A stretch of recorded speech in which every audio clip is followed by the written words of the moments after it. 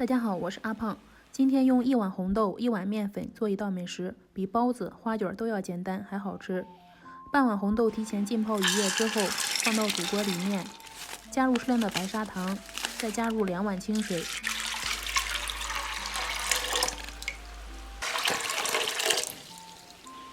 开中小火，慢慢熬至红豆软烂。水分快收干时，要不停搅拌，防止粘锅。水分完全熬干之后就可以了。准备1盒200毫升的牛奶，用热水加热到30度左右就可以了，不要太热。准备小麦普通面粉300克，加入200毫升牛奶，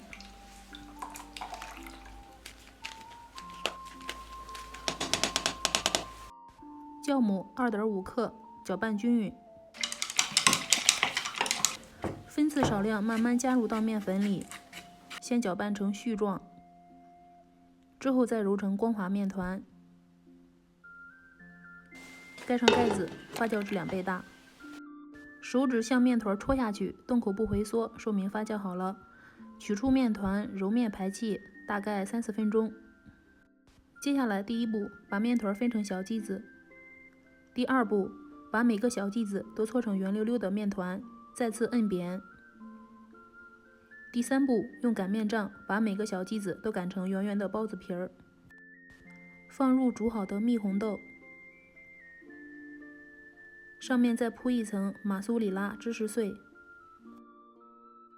收口收严实就可以了，只要不露馅就行。之后收口朝上摁扁，这样可以保证上下两面的面皮厚度都是一样的。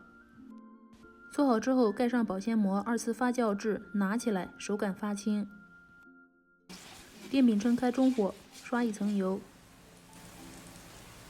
上面再刷一层油，锁住水分，这样吃起来饼皮不干。撒上1层白芝麻，增加香味。盖上盖子，焖上8到10分钟就可以了。铲子按压能够回弹，说明内部组织也已经熟了，这个时候就可以出锅了。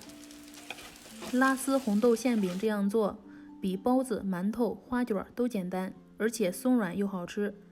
喜欢的话可以试试哦。超级拉丝，我是阿胖，谢谢您的观看。